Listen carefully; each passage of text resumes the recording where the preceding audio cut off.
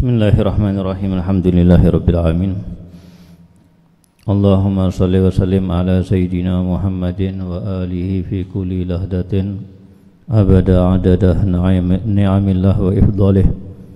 Naitu ta'allumah wa ta'lim wa tazakkurah wa tazkir an-nafa' wal intifa' wal ifada wal istifada al-hasala tamassuk bi kitabillah sunnatur rasul wa du'a ila al-huda wa dalala ala al-khair ibtihaa mardatillah wa qurbihi wa thawabih.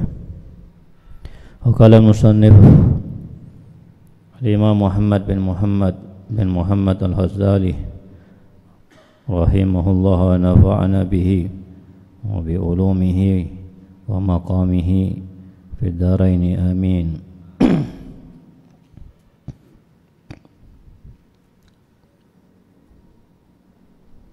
Ila qawlihi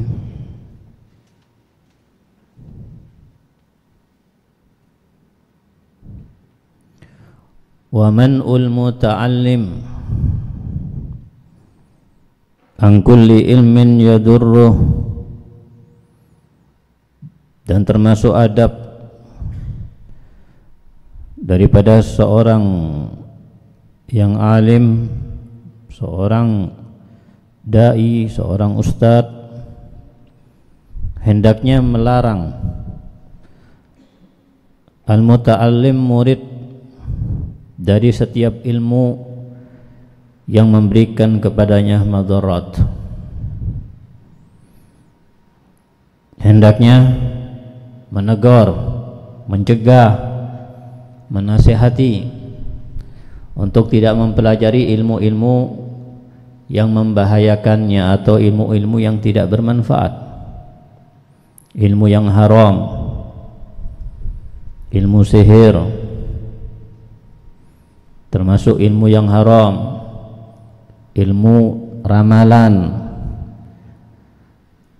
termasuk ilmu yang haram adalah ilmu hitam yang di situ diajarkan atau di situ disyaratkan apa-apa yang membuat Allah Subhanahu wa taala murka. Bahkan termasuk di antara syarat ada yang harus untuk terlebih dahulu menginjak Al-Quran, bahkan juga mengotori Al-Quran dengan kotoran manusia. Ada ilmu yang mengharuskan untuk mengambil bagian daripada mayat yang sudah dikubur dengan mayat-mayat tertentu dan lain sebagainya.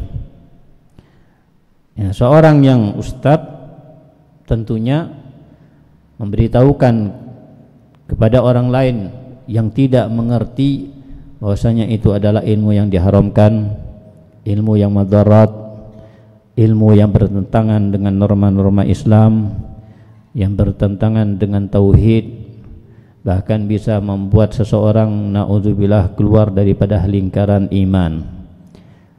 Ya, maka insyaallah di pesantren tidak diajarkan ilmu-ilmu yang tidak bermanfaat. Wa zajruhu an yurida bil ilmin nafi' ghaira wajhillahi ta'ala. Begitu juga tugas seorang guru, tugas seorang alim, hendaknya mencegah, melarang seorang murid untuk mencari ilmu yang bermanfaat, tapi bukan tujuannya zat Allah Subhanahu wa ta'ala, bukan tujuannya untuk mencari ridha Allah Subhanahu wa ta'ala.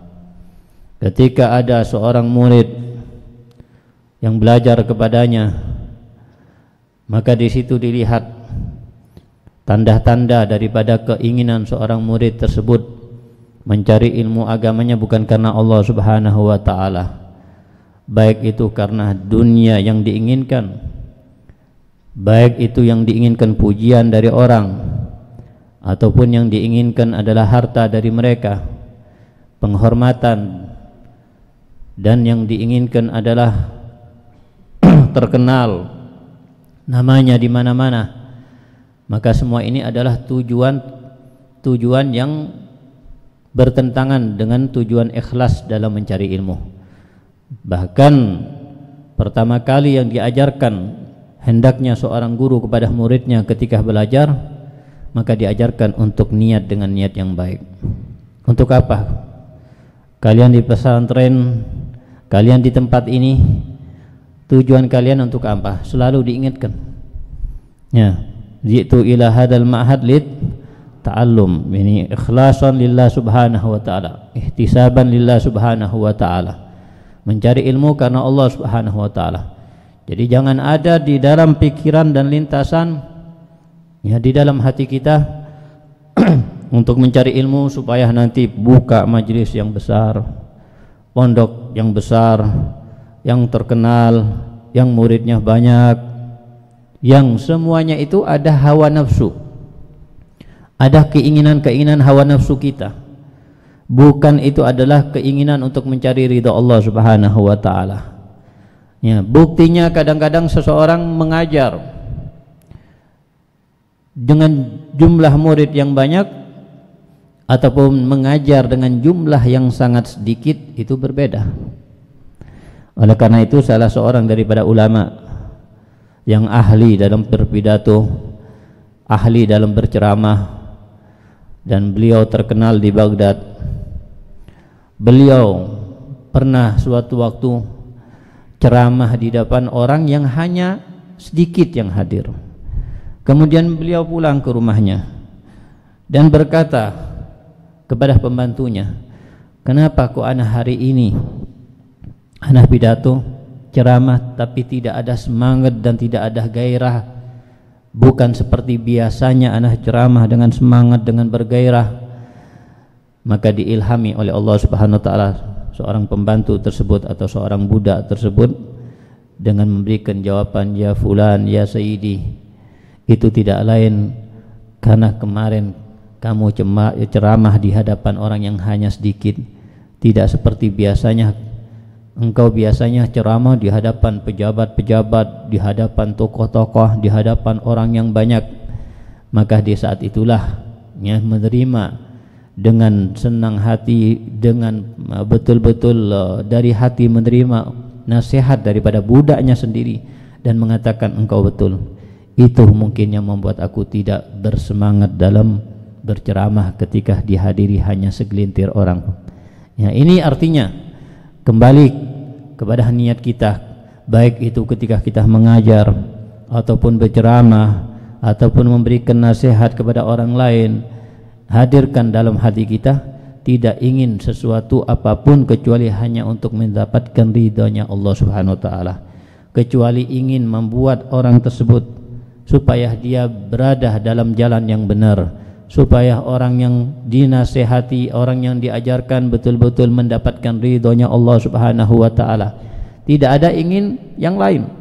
Ini ya, niat yang seharusnya ditanamkan di setiap seseorang yang akan ceramah atau seorang yang akan mengajar ya. Nah, makanya dikatakan oleh Imamul Haddad, hendaknya sebelum mengajar bahkan juga sebelum belajar untuk niat dengan niat baik. Nawaitu ta'alluma wa ta'lim tazakkur tazkirun nafa wal in ifada al istifada ya, wal ifada wal istifada wal hasa ala tamassul bi kitabil sunnati rasulullah ya, wa dalalal khair. Semuanya ini niat-niat yang diajarkan oleh Imamul Haddad, yang diajarkan oleh salafus saleh ya, baik ketika kita belajar ataupun ketika kita mengajar.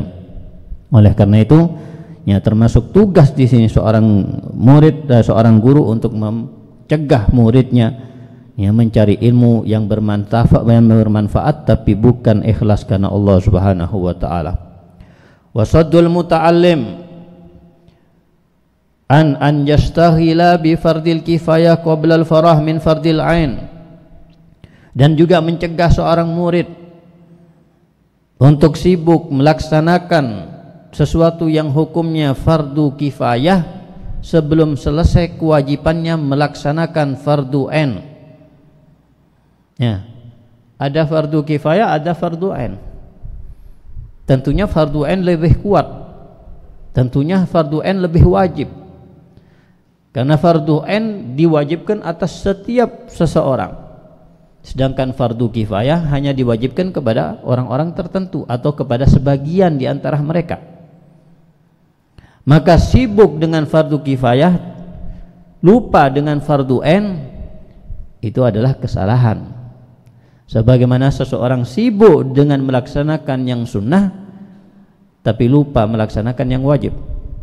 Sibuk bersedekah, membantu orang, tapi dia lupa kalau dia punya hutang belum dibayar. Sibuk sholat tarawih, sholat sunnah di waktu Ramadan, tapi subuhnya tidak bangun. Sibuk ya ketika seseorang ya berpergian untuk ziarah kubur, berpergian untuk menghadiri hall, menghadiri ya, majelis maulid, tapi dia tidak pernah belajar agama. Padahal ilmu agama itu yang wajib untuk dihadiri.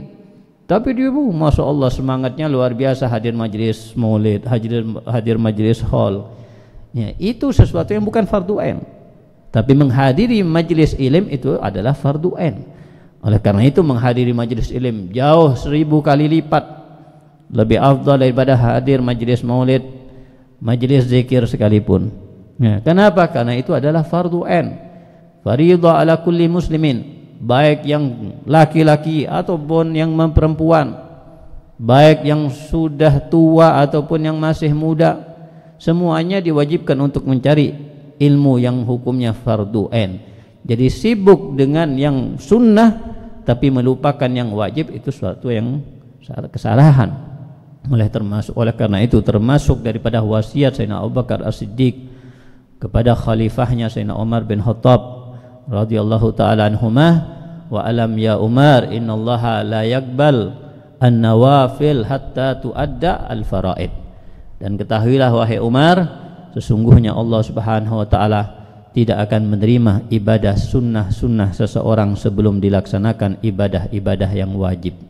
Tidak akan diterima oleh Allah ibadah-ibadah sunnahnya sebelum melaksanakan ibadah-ibadah yang wajib.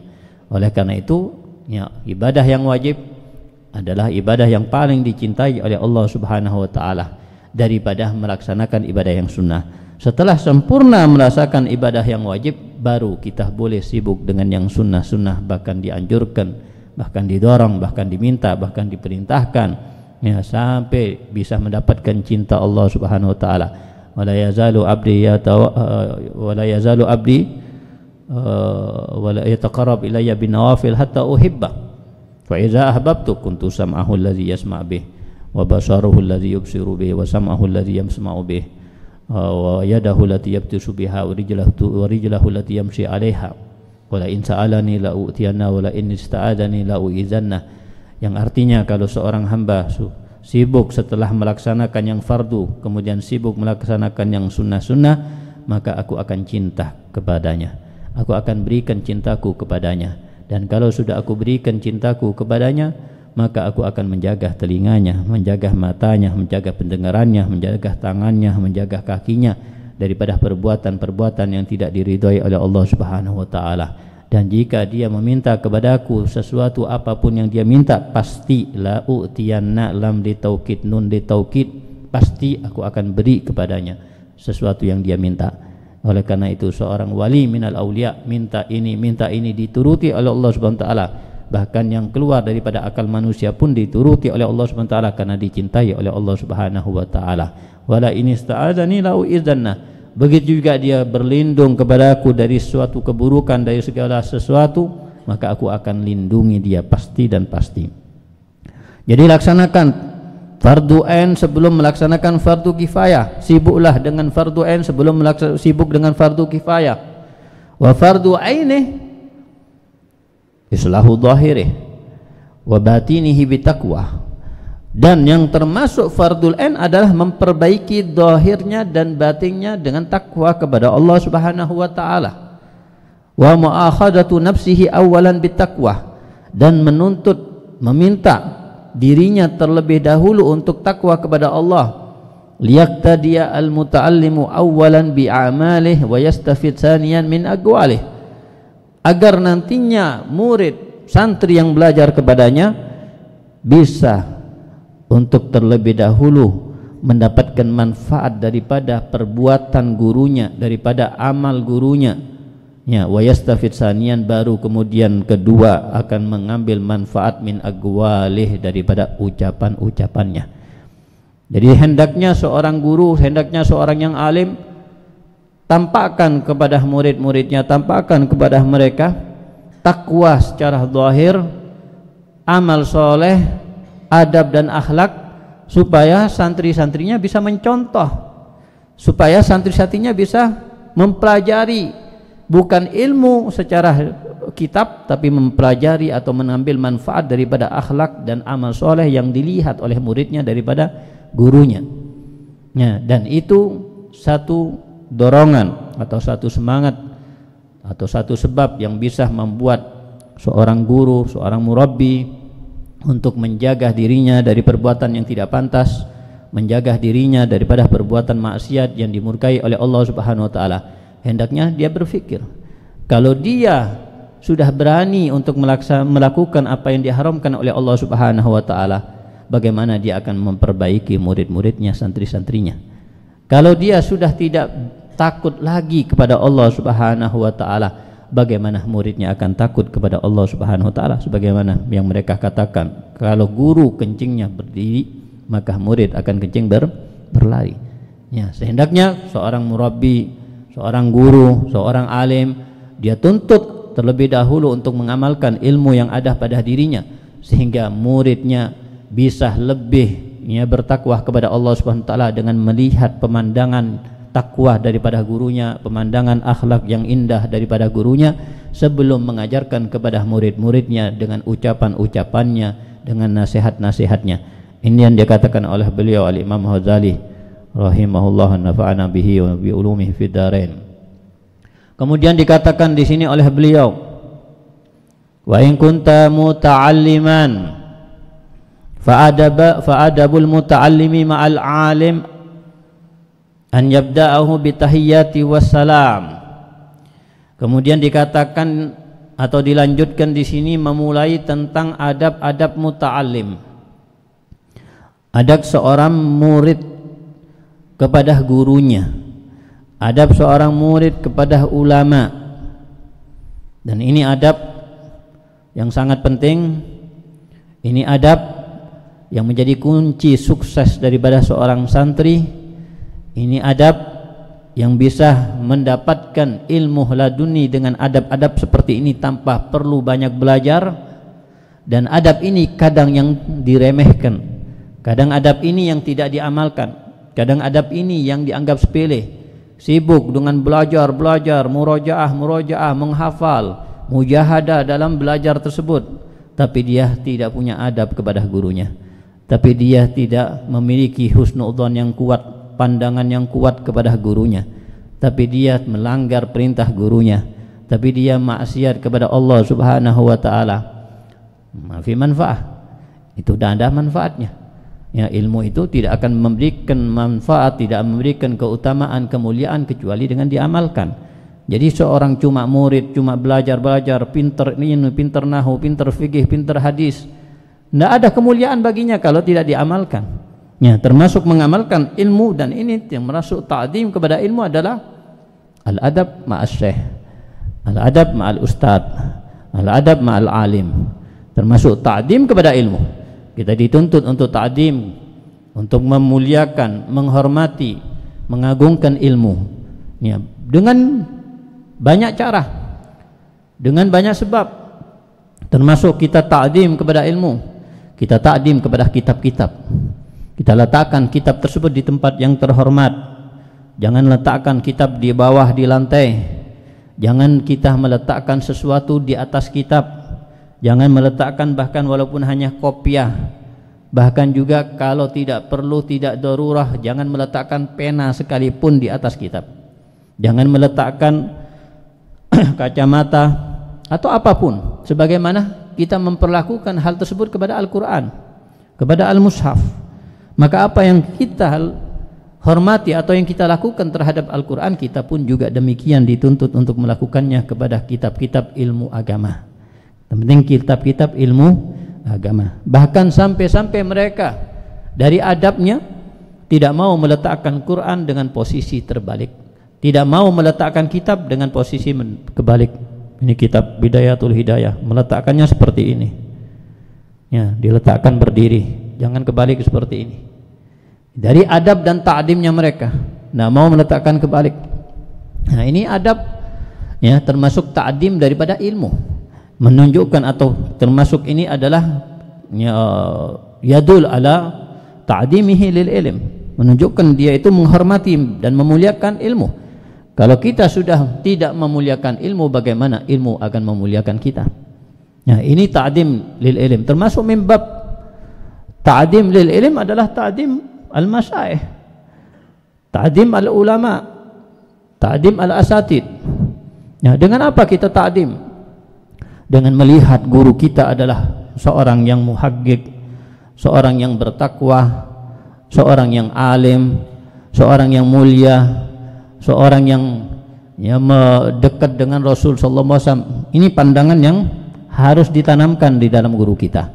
Oleh karena itu kaidah as-sufiyah yang mengatakan bahwasanya seorang santri tidak boleh ada di hatinya yang lebih agung daripada gurunya. Walaupun dia melihat ulama yang lain terkenal, melihat ulama yang lain banyak muridnya, ya, melihat ulama yang lain punya karomah-karomah, tetap tidak boleh menganggap orang lain yang bukan gurunya lebih mulia daripada gurunya. Harus dia menjadikan gurunya di dalam hatinya, bukan harus mengucapkannya. Di dalam hatinya harus menjadikan gurunya sebagai orang yang paling agung, yang paling mulia dibanding orang lain yang bukan gurunya, walaupun orang lain memiliki sesuatu ini, sesuatu itu. Ya, ini termasuk kaidah as-sufiyah. Kalau dia tidak akan mendapatkan banyak manfaat dan banyak nyasir daripada gurunya. Ini ta'dim, ini mashhad, al-madad fil mashhad. Ya, kalau kita dianjurkan kepada orang lain seperti itu, apalagi kepada guru kita. Nah, ini yang penting, ya, adab kepada guru kita. Ya, karena guru kita, ya, tentunya punya jasa yang luar biasa. Kita kenal kepada Allah karena guru kita. Kita bisa ibadah kepada Allah karena guru kita. Kita bisa membersihkan hati karena guru kita. Kita bisa mengerti mana yang baik, mana yang jelek karena guru kita. Kita dulu orang yang tidak kenal dengan akhlak, dengan adab, kita jadi kenal, bisa tahu adab, bisa tahu akhlak dari mana? Dari guru kita. Sehingga, ya, apapun yang kita lakukan untuk guru kita belum membalas jasa guru-guru kita. Kita berikan harta, bahkan walaupun harta yang banyak, bahkan kita katakan walaupun seluruh harta kita berikan kepada guru kita, belum membalas jasa guru kita. Bahkan walaupun kita khidmah kepada guru kita seumur hidup kita pun tidak akan pernah membalas jasa guru kita. Mendoakan guru kita sepanjang atau setiap kesempatan kita berdoa, doakan guru kita, belum membalas jasa daripada guru kita. Ya, apalagi sekarang kadang-kadang, ya, merasa sudah tidak meyakini atau sudah tidak beradab seperti adab tersebut, malah na'udzubillah golil adab kepada gurunya, merasa dia lebih alim daripada gurunya, merasa dia sudah mengungguli gurunya dalam ilmu, merasa ilmu gurunya sudah di bawahnya, merasa dia sudah tidak perlu lagi mencium gurunya, tidak perlu lagi berziarah kepada gurunya, karena merasa dia lebih mulia, lebih hebat daripada gurunya. Na'udzubillahi min dzalik. Ini yuhram barakatul ilm. Orang yang seperti ini akan diharamkan daripada barakah ilmu. Ini adab yang lebih penting. Nahnu ila qalilin minal adab ahwaj ila kasirin minal ilm. Kita ini butuh kepada adab walaupun sedikit, misalnya dibandingkan kepada ilmu yang banyak, lebih baik milih adab yang sedikit daripada ilmu yang banyak. Artinya walaupun ente punya ilmu banyak, ente alim tapi tidak ada adab khususnya dengan guru ente, lebih baik ente tidak punya ilmu sama sekali sudah. Yang penting ente punya adab. Adab nomor satu, bukan ilmu yang nomor satu. Ya, inilah yang dikatakan oleh Sayyidina Abdullah bin Mubarak. Ya, oleh karena itu bagaimana kita melihat adab-adab yang memang itu adalah tidak lain diajarkan oleh Nabi kita Nabi Muhammad SAW. Diajarkan kepada sahabat-sahabatnya bagaimana berakhlak, bagaimana beradab.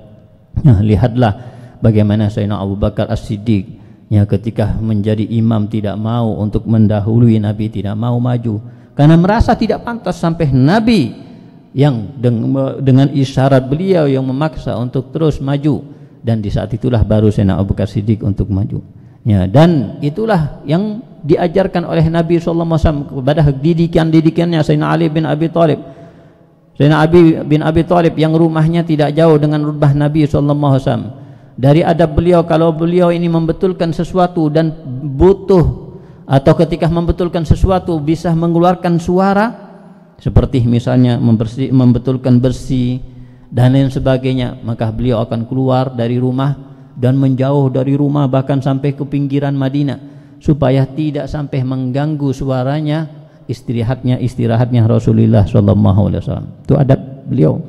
Ya, bagaimana adab Nabi Sayyidina Ali bin Abi Thalib ketika diperintah oleh Rasul SAW untuk menghapus ya Muhammadun Rasulullah, perjanjian Hudaybiyah, yang menulis adalah Sayyidina Ali bin Abi Thalib, dan tertanda di akhir ditulis sama Sayyidina Ali bin Abi Thalib Muhammadun Rasulullah. Diterima oleh mereka orang kafir dan diprotes oleh mereka.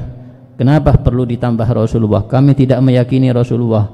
Kalau kami meyakini Muhammad Rasulullah, tidak perlu perjanjian ini. Hapus. Rasul memerintahkan Sayyidina Ali untuk menghapus, tapi Sayyidina Ali tidak melaksanakan perintah Rasul karena ta'zimnya, tidak mau menghapus Rasul SAW. Ini adab beliau. Oleh karena itu dikatakan sulukul adab khairun min imtisalil amr. Melaksanakan adab lebih baik daripada melaksanakan perintah. Ya, walaupun di situ ada khilaf bainal ulama. Dan termasuk adabnya, ya, adab mereka sahabat-sahabat Nabi SAW tampak ketika Nabi SAW meninggal dunia, meninggal wafat, dan kemudian digantikan oleh Sayyidina Abu Bakar As-Siddiq radhiyallahu ta'ala anhu. Ya, di situ Nabi SAW memiliki mimbar yang digunakan untuk berceramah, berpidato. Mimbar Nabi Muhammad SAW ini memiliki 3 anak tangga. Selain ya tangga yang digunakan untuk duduk, tangga digunakan untuk istirahat, ada ya anak tangga 3. Ketika Sayyidina Abu Bakar Siddiq setelah wafat Nabi menjadi khalifah, Sayyidina Abu Bakar Siddiq tidak menempati tempat duduk yang digunakan duduknya Rasul SAW. Duduk di tempat kakinya Rasul SAW. Begitu juga Sayyidina Umar bin Khattab ketika menjadi khalifah, duduk di tempat kakinya Sayyidina Abu Bakar As-Siddiq. Dan begitu juga seterusnya, khalifah-khalifah seterusnya. Dari adabnya seperti itu. Ini adab. Bahkan kita melihat bagaimana makam Nabi Muhammad SAW sekarang ini. Ada di situ makam Sayyidina Muhammad, ada di situ makam Sayyidina Abu Bakar Siddiq, ada di situ makam Sayyidina Umar bin Khattab. Apa makam Sayyidina Abu Bakar, Sayyidina Umar sejajar dengan Nabi Muhammad SAW? Sejajar apa tidak sejajar? Tidak sejajar. Seharusnya yang sunnah itu adalah sejajar kuburan itu. Jadi kalau mau buat kuburan itu sejajar. Terus kemudian di belakangnya, ya sejajar seperti itu. Ya, dan yang diletakkan yang lebih dekat ke arah kiblat, yang lebih utama di antara mereka. Ya, Nabi SAW lebih dekat ke arah kiblat.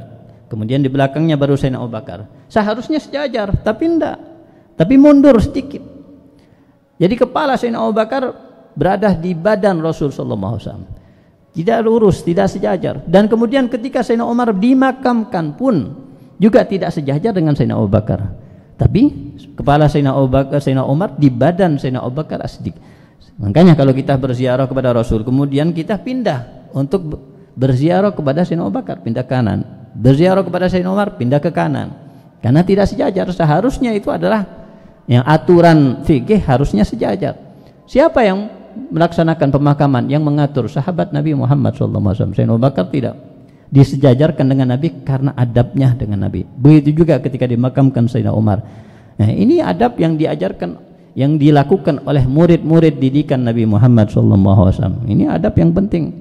Ya, adab yang seperti ini yang membuat seseorang afdal, mulia, punya kedudukan tinggi di sisi Allah SWT. Bukan banyak sholatnya, bukan banyak sodakohnya, bukan banyak puasa sunnahnya.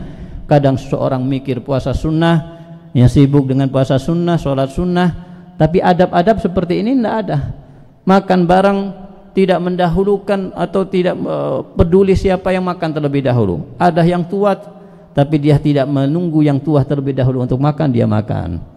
Ya, ada mungkin di situ gurunya tidak menunggu gurunya, tapi langsung dia serakah makan terlebih dahulu, padahal gurunya di tempat yang sama masih belum memulai untuk makan. Tidak ada adab. Ya, kita lihat masyayikh kita adabnya luar biasa, masya Allah.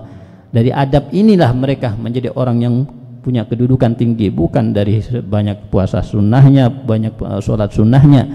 Nah, ini adab yang sudah diajarkan oleh Nabi Muhammad SAW dan sampai kepada sahabat, kepada tabi'in, sampai kepada kita. Ya, diajarkan oleh masyayikh kita adab terus. Ya, murid Imam Malik, Abil Qasim belajar kepada Imam Malik 20 tahun. 18 tahun belajar adab, 2 tahun belajar ilmu. Setelah itu menyesal. Setelah wafatnya Imam Malik menyesal. Kenapa kok tidak ana gunakan 20 tahun seluruhnya untuk belajar adab dengan Imam Malik? Dan begitu juga Imam Malik, bagaimana adabnya? Imam Malik kalau sudah berangkat masih kecil, berangkat kepada gurunya untuk belajar, untuk mengaji, diingatkan terlebih dahulu oleh ibunya, ya walad, ta'allam al-adab qabla al-ilm. Ta'allam al-adab qabla al-ilm. Masih kecil, akhlak, adab sama guru ente ya. Ya, sebelum ente belajar ilmu sama guru ente, sebelum ngaji, adab dulu yang penting. Itu masih kecil diajari seperti itu. Lihat bagaimana besarnya Imam Malik radhiyallahu. Adabnya beliau, adab bagaimana dengan Nabi Muhammad SAW. Beliau kalau mengajar, beliau pakai baju kebesaran, beliau mandi terlebih dahulu pakai wangi-wangian, bahkan dihadirkan di majelis beliau dupa. Tidak lain semuanya untuk ta'zim kepada ilmu, tidak lain semuanya karena adab kepada Nabi Muhammad SAW. Bahkan ketika beliau meriwayatkan hadis-hadis Nabi Muhammad SAW, di saat itu ya beliau digigit kalajengking yang ada di leher beliau. Kalajengking menggigitnya berkali-kali, tapi beliau tidak berhenti sampai wajahnya memerah. Bahkan digigit sampai 16 kali gigitan. Jadi gigitan itu terlihat bekasnya sampai 16 tempat.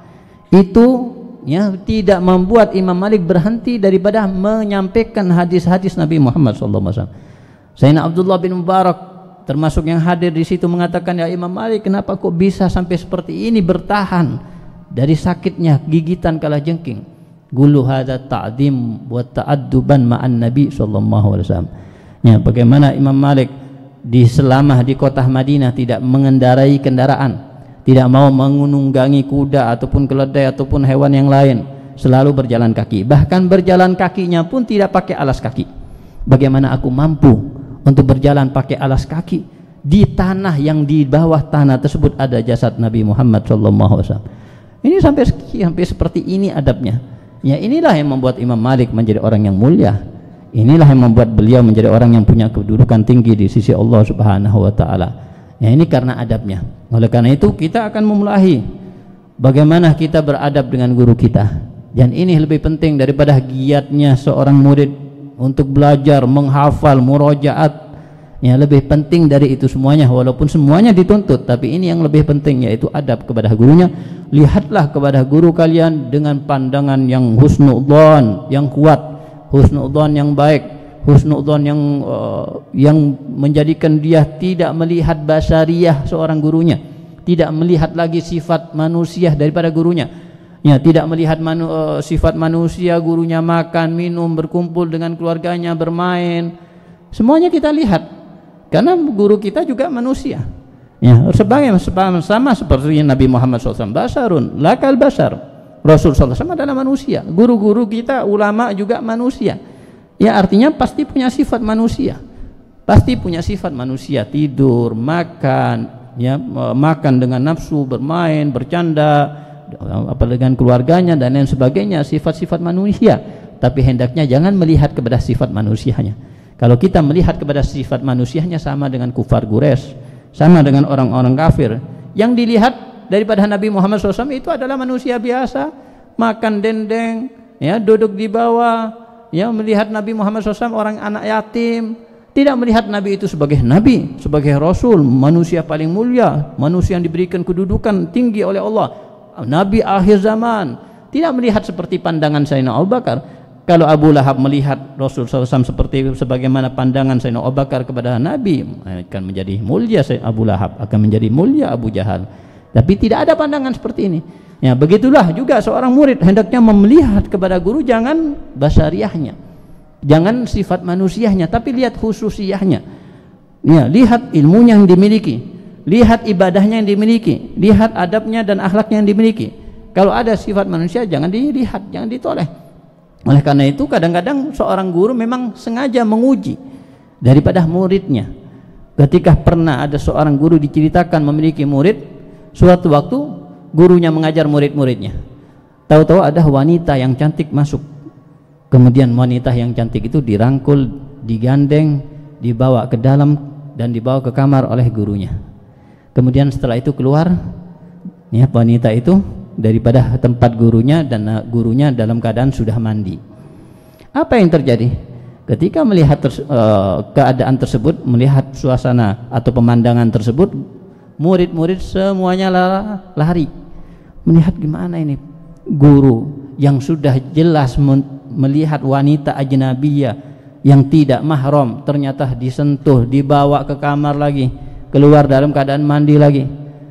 Ya, keluar berlarian, kecuali satu. Yang satu murid ini tetap tunduk, menundukkan kepalanya sampai selesai hajatnya gurunya. Ketika ditanya, kenapa masih ada di sini, mana yang lain? Yang lain berlari. Kenapa berlarian? Kenapa? Karena melihat apa yang sudah terjadi. Loh, kenapa ente tidak lari juga bersama mereka? Ana tidak melihat antum sebagai malaikat, ana tidak melihat antum sebagai nabi maksum daripada maksiat. Walaupun apa yang ana lihat daripada kemaksiatan antum, tetap ana melihat antum adalah seorang guru ana, antum adalah seorang yang punya ilmu. Ya, itulah yang diucapkan gurunya. Ketahuilah bahasanya itu adalah gambaran daripada dunia yang datang kepadaku, bukan wanita sesungguhnya. Dan itu sengaja aku lakukan untuk menguji. Ternyata kamu yang berhasil, kamu yang sukses dalam ujian ini. Dan akhirnya muridnya itu menjadi orang yang terkenal, menjadi menggantikan kedudukan gurunya dan menjadi orang ulama yang terkenal di zamannya. Ini ya, contoh bagaimana ya, seorang murid hendaknya melihat kepada khususiyah daripada gurunya. Habib Ali bin Muhammad Al-Habsyi radhiyallahu ta'ala anhu, beliau mengatakan, wallahi ma syahidtu min syaihi Abu Bakar Al-Attas basyariyatahu qat ittima'i kullaha. Demi Allah, aku tidak pernah melihat kepada guruku ya, sifat-sifat manusianya sama sekali selama aku berkumpul bersama beliau. Sampai berpisah dengan maut, tidak pernah melihat basyariyahnya. Selalu yang dilihat adalah khususiyahnya, keistimewaannya, kelebihannya. Ya, Habib Ahmad bin Zain Al-Habsyi, beliau murid daripada Imamul Haddad. Beliau mengatakan, wallahi kalau ana melihat Imamul Haddad Syekhi masuk ke pekuburan kemudian menyampaikan salam, tahu-tahu salamnya beliau ini dijawab oleh ahli kubur semuanya dengan jawaban yang jelas dan didengar oleh orang-orang yang hidup, sama sekali tidak akan menambah keyakinanku kepada guruku Imamul Haddad. Kenapa? Karena keyakinannya sudah kuat, tidak akan bertambah. Melihat karomah daripada gurunya ya, tidak akan menambah keyakinannya karena sudah mentok kuatnya keyakinan kepada gurunya. Ya, beda zaman sekarang. Kalau melihat keramat daripada gurunya, tambah yakin. Kalau mereka tanpa keramat pun sudah ya, yakin luar biasa kepada gurunya. Dan ini disebutkan juga dalam kalam Habib Idrus bin Umar Al-Habsyi, ada seseorang guru yang sedang, seorang murid yang memiliki guru yang sedang menyapu di kelas. Ya, ketika sedang menyapu di kelas, tahu-tahu dari jendela ada seseorang yang memasukkan kepalanya, kemudian dilihat oleh murid tersebut, kemudian setelah dilihat kemudian melanjutkan kembali menyapu. Kemudian orang tersebut mengatakan, ya fulan, ama ta'rifuni, tidak kenal sama anakku, kamu tidak peduli kok, kamu lanjutkan menyapu. Apa tidak kenal sama anak? Siapa anak? Kamu tahu? Anak tahu, ente Khidir, Nabi Khidir. Terus tahu tapi kok diam, tidak peduli. Ana sudah punya guru yang masya Allah, dengan guru ana yang masya Allah, ana sudah tidak membutuhkan lagi. Ya, ini ya, masyhad kepada gurunya yang kuat. Begitu juga Syekh Ali bin Abdullah Baras. Ya, ketika Habib Umar bin Abdurrahman Al-Attas ya, di suatu waktu ya, beliau mengatakan bahwasanya sebentar lagi akan ada tamu. Tamu ini dikatakan oleh beliau imma wali min auliyaillah, atau dikatakan huwa Khadir alaihi salam. Maka ketika tamu tersebut datang, mereka murid-murid Imam Habib Umar bin Abdurrahman Al-Attas berlarian keluar untuk mencium tangannya, minta doa, kecuali Syekh Ali bin Abdullah Baras ini. Ya, kemudian Syekh Ali bin Abdullah ditanya sama gurunya, kenapa kok tidak ikut ya, menyambut tamu tersebut, cium tangan tamu itu. Nah, cukup, aku sudah punya antum, tidak butuh kepada yang lainnya. Ini mazhab ya, al-qawi, husnudzon yang kuat. Makanya akhirnya siapa yang menggantikan kedudukan Habib Umar bin Al-Khattab ya, di posisi beliau? Ali bin Abbas, sampai beliau mengatakan, wallahi tidak aku terima bacaan Fatihah yang dihadiahkan kepadaku kecuali dengan mengirimkan Fatihah juga kepada muridku si Ali bin Abdullah Barwas. Berkata apa? Husnudzon yang kuat kepada gurunya. Nah, ada adab termasuk kepada muta'alim. Adab kepada adab muta'alim kepada gurunya termasuk di sini dikatakan an yabda'ahu bitahiyyati wassalam. Hendaknya memulainya untuk penghormatan dan mengucapkan salam. Jadi artinya kalau bertemu gurunya ucapkan salam, bahkan bukan hanya kepada guru, kepada sesama muslim aja dianjurkan kita bertemu untuk mengucapkan salam, apalagi kepada guru, apalagi kepada orang alim. Ya, ini seperti bentuk penghormatan. Maysa minna man lam yarham sahirana wa yakir kabirana wa lam ya'rif li alimina haqqa. Bukan termasuk golongan kami kalau ada yang di antara mereka tidak menghormati yang lebih besar, tidak menyayangi yang lebih kecil, tidak melaksanakan hak seorang alim, hak seorang guru. Itu bukan golonganku, bukan golongan Nabi Muhammad SAW. Jadi mulai dengan salam ketika bertemu dengan gurunya, tapi bukan di waktu mengajar. Ya, ini perlu poin penting. Di saat mengajar, di saat pengajian, ada santri yang masuk ataupun siapapun yang masuk, tidak dianjurkan untuk mengucapkan salam, karena itu akan mengganggu konsentrasi. Karena itu akan mengganggu pengajian yang ada. Ya, jadi langsung aja duduk ya, di tempat yang dia mendapat tempat kosong di situ. Jangan memaksa untuk duduk di depan sehingga akhirnya merusak konsentrasi hadirin.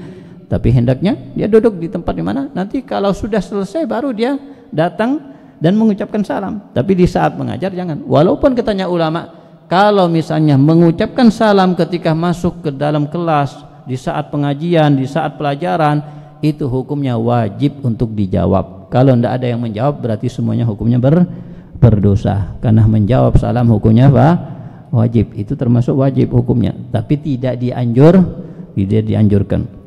Kemudian wa an yuqallila baina yadayhi al-kalam, dan hendaknya yuqallil baina yadayhi al-kalam, hendaknya mempersedikit di hadapan gurunya tersebut, di hadapan orang alim tersebut al-kalam, obrolan.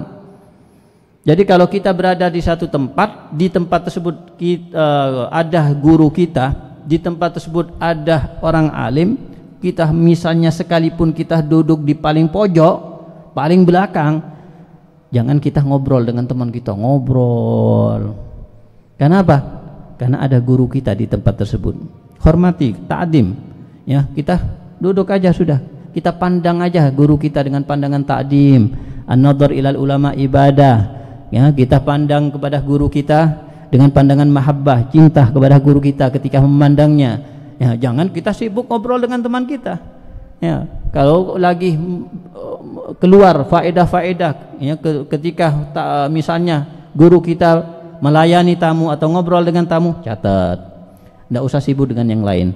Jadi ini termasuk bukan adab di saat satu tempat kita berada dengan satu tempat dengan guru kita, maka kemudian di saat itu kita ngobrol dengan yang lain walaupun kita di belakang. Itu bukan adab. Apalagi di waktu belajar, apalagi di waktu gurunya mengajar masih sibuk ngomong.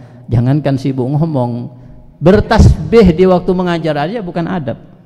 Ente bawa tasbih, subhanallah, kita hadir daras, hadir pengajian, itu bukan adab, golil adab itu. Kalau ente mau bertasbih keluar, itulah yang dilakukan oleh Habib Usman Habsyi. Ente bertasbih, ente melihat anak ini dalam kebaikan atau kejelekan. Kalau ente melihat anak dalam kejelekan, ente larang anak. Ya, kalau ente memang memandang anak sekarang ini dalam keadaan kebaikan, kenapa ente tidak konsentrasi sama anak? Kalau ente misalnya mengatakan anak konsentrasi, ya, sebagaimana konsentrasi juga berzikir, nah, itu perkataan orang yang bohong. Tidak mungkin seseorang berkonsentrasi dalam dua hal sekaligus. Ya, tidak mungkin seseorang bisa konsentrasi mendengar sekaligus zikir kepada Allah Subhanahu wa taala. Ya, jadi kalau mau hadir fokus untuk mendengar, fokus kepada gurunya, fokus kepada pelajarannya. Jangan bertasbih, bahkan bersolawat kepada Nabi sekalipun bukan waktunya. Masing-masing ada waktunya. Ya, solawat kepada Nabi kalau ente dibaca di waktu sholat, di waktu qiyam itu makruh. Ente di waktu sujud baca surat Quran itu makruh. Padahal solawat Nabi, padahal bacaan Quran. Kenapa? Bukan waktunya, bukan tempatnya. Jadi di waktunya belajar. Ya, jangan sebaliknya juga, di waktunya kita zikir, kita buka kitab. Ini habis sholat, subhanallah habis sholat. Ini yang dibuka alfiyah, ngulang. Ya, ini juga bukan pada tempatnya. Ya, waktunya masing-masing ya kita lakukan di waktunya masing-masing. Maka dikatakan wa an yuqallila baina yadayhi al-kalam wa la yatakallam malam yas'alhu ustadu, dan jangan kita berbicara selama tidak diminta atau ditanya oleh guru kita. Jadi kalau kita di hadapan guru kita diam aja. Kalau kita ditanya baru kita jawab. Selama kita tidak ditanya, termasuk adab seorang murid, kita diam. Ya, jangan banyak ngomong. Wow, kadang ngomong.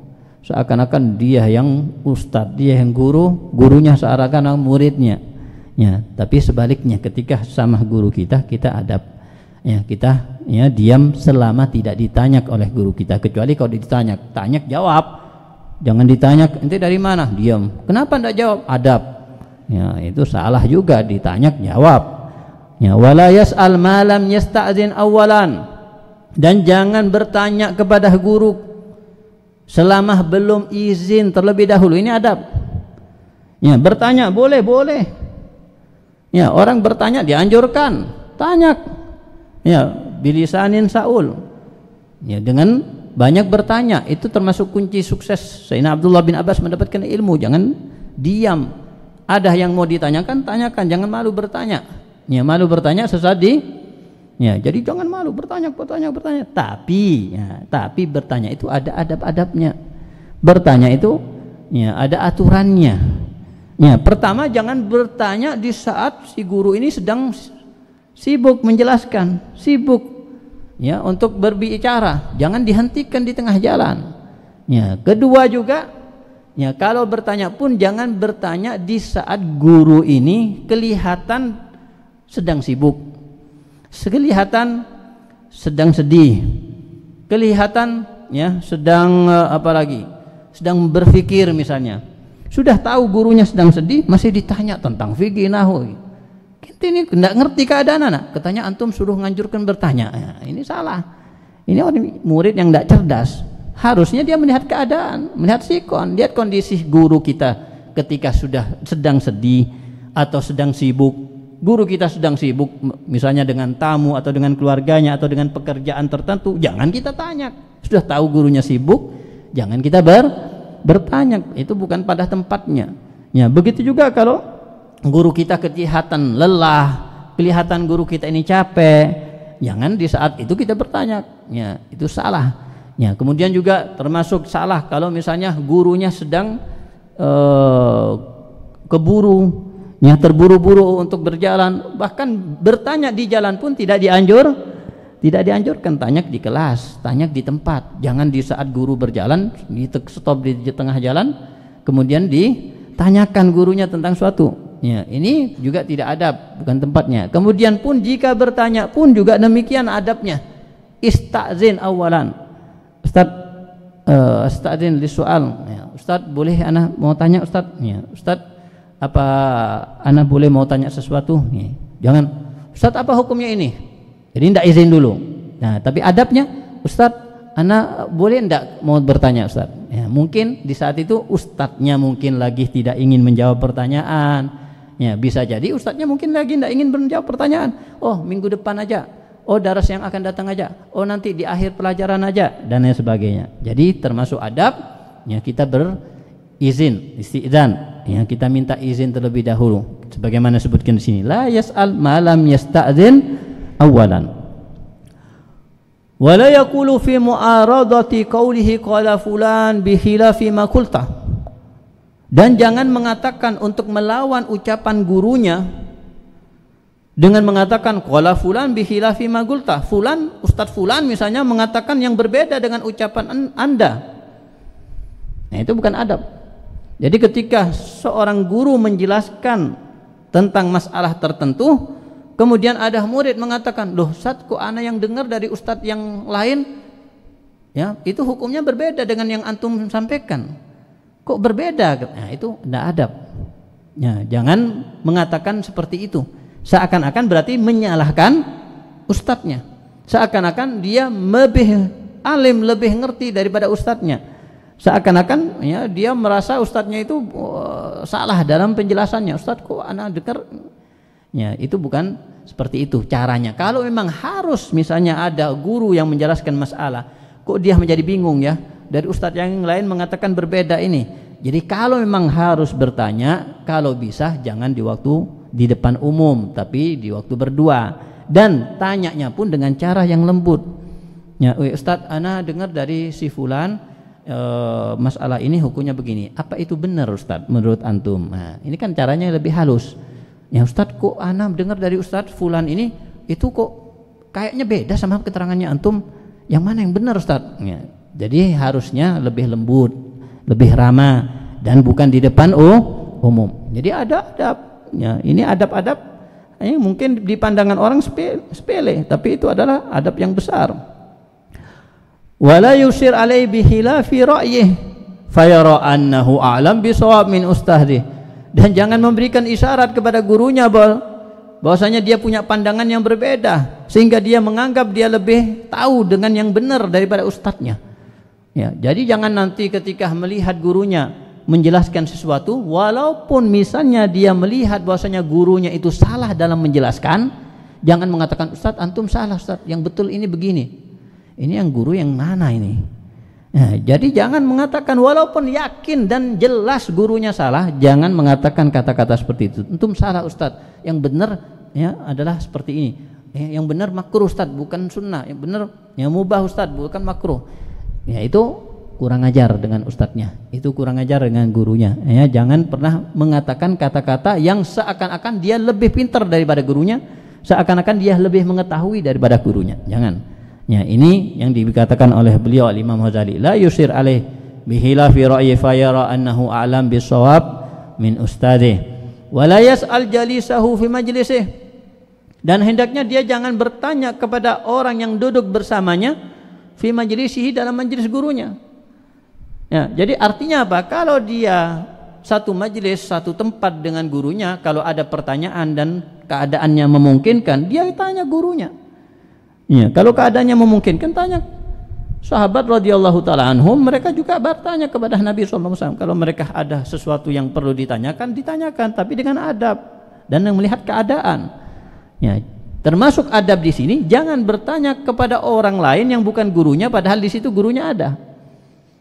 Ya, jadi ente punya ustadz ini namanya Z misalnya, kemudian Z ini misalnya lah datang tamu.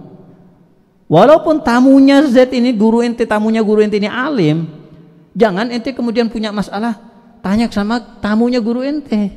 Berarti ente seakan-akan menunjukkan bahwasanya tamunya ini lebih alim daripada guru ente. Jangan. Kalau ndak ada guru ente ndak apa-apa, tapi di saat di hadapan guru ente kalau mau tanya ya tanya sama guru ente.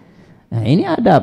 Ya, sebagaimana kita katakan bahwasanya harus melihat kepada gurunya dan menampakkan bahwasanya gurunya ini orang yang alim, orang yang wasi ilmuhu. Ya, ini pandangan yang harus jangan melihat kekurangan. Wah, ini guru ana ndak pandai dalam nahwu, oh guru ana ndak pandai dalam usul fikih, oh guru ana ndak pandai dalam hadis atau dalam fikih. Ini yuhram barakatus syekh. Makanya Imam Nawawi radhiyallahu taala anhu kalau belajar dengan gurunya keluar dari rumah pasti dia sedekah. Beliau sedekah. Dan sedekah 5 niyat lah. Sedekah itu sesuai dengan orang yang mengeluarkan sedekah. Niatnya apa? Kalau kalian punya penyakit ingin sembuh, sedekah biar sembuh. Punya hajat ingin dikabulkan hajatnya, sedekah biar selamat fi safar, sebelum safar sedekah, niat selamat.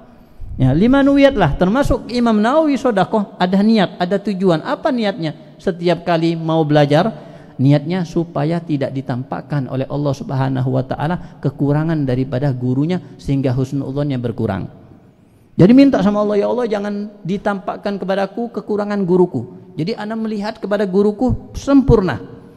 biar mendapatkan hal tersebut dia sedekah, tawasul dengan sedekah meminta kepada Allah. Ya, bukan sebaliknya. Ya Allah, perlihatkan kekurangan guruku biar anak bisa memperbaiki kekurangan guru. Naudzubillahi min. Nah, ini Imam Nawawi, jangan sampai melihat kekurangan daripada gurunya. Maka disakatakan sini, ya, wala yas'al jalisahu fi majlisih. Wala yaltafitu ilal jawanib. Wala yaltafitu ilal jawanib bal yajlisu mutriqan ainahu sakinan muta'addiban ka'annahu fi shalah. Dan jangan menoleh ke samping, kanan, kiri, ya, di hadapan gurunya, fokus di hadapan gurunya sebagaimana sahabat Nabi SAW di hadapan beliau, di hadapan Nabi Muhammad SAW diam. Bahkan ya kadang-kadang burung berada di atas kepala mereka. Karena apa? Karena tenangnya mereka, karena diamnya mereka, tidak menoleh ke kanan ke kiri. Ya, kadang ada suara sedikit noleh, ada mobil lewat noleh, ya, ada orang yang masuk noleh. Ini kurang adab kepada guru. Ya, berubahlah untuk menjadi orang yang adab sehingga kalian akan mendapatkan barokah daripada ilmu. Yang penting barokah, bukan banyaknya ilmu, tapi yang paling penting adalah barokahnya ilmu. Termasuk adabnya jangan menoleh di hadapan gurunya ke arah samping kanan kiri. Bal yajlis mutraqan ainah, tapi hendaknya dia duduk di hadapan gurunya, ya, dengan menundukkan matanya, sakinan, tenang, jangan ya bermain-main dengan tangannya, dengan kakinya, muta'addiban, beradab, ka'annahu fis shalah, seakan-akan dia berada dalam keadaan sholat. Dalam keadaan sholat dia tidak akan bergerak ke kanan ke kiri, menoleh ke kanan ke kiri, karena dia sholat. Ya, di hadapan guru seakan-akan kita sholat, ka'annahu fis shalah. Allah alam. Ya Rabbana tarafna bi annana wa annana asrafna ala lada asrafna fatub alaina taubat tausin li kulli wastur lana al-awrati wa aminir ra'ati wa ufir li walidina rabbi wa mauludina wal ahli wal وسائر الخلان وكل ذي مهبة وصحبة والمسلمين أجمع آمين ربي أسمع فضلا وجودا منا لا باكتساب منا بالمصطفى رسولي نهضى بكل سولي بالمصطفى رسولي نهضى بالمصطفى رسولي نهضى بكل سولي صلى وسلم ربي عليه عدا هبي وآله وصحبه عدد صحبي والحمد للإله في البدء حمدا كثيرا دائما هبت الناس سبحان ربك رب العزة عما يصفون سلام على المرسلين الحمد لله رب العالمين. الفاتحة. الله سبحانه وتعالى يفتح علينا وعليكم جميع طلابنا وطالباتنا إن مكان فتح العارفين فتح العظم أن الله سبحانه وتعالى يجعلنا إياكم جميعا إياهم من العلماء العاملين من الدعاة المخلصين قرت بهم عن سيد المرسلين من المتأدبين والمتحلقين بأخلاق سيد المرسلين وبأخلاق الصحابة والتابعين وأن الله سبحانه وتعالى يرزقنا لكم علما لدنيا وعلما نافعا وعلما متقبلا ودعاء ومقبولا وأن الله سبحانه وتعالى يغفرنا بكم ويغفر أحبابنا ومشايخنا ومن أحسن إلينا ومن أحسن بالدعاء من جميع الفتن والمحن والأمراض والأسقام والآفات والآحاد والوباء والبلاء وكل سوء وشر ما ظهر منها وبطن. الله سبحانه وتعالى فقهنا في الدين وعلمنا التأويل ويرزق لنا ولكم الفتوح والمنور وصالح القلب والجسد والروح على هدين يكون يشاء جامعة شاملة لخير الدنيا والآخرة إلى حضرة النبي سيدنا محمد صلى الله عليه وسلم بسر أسرار الفاتحة.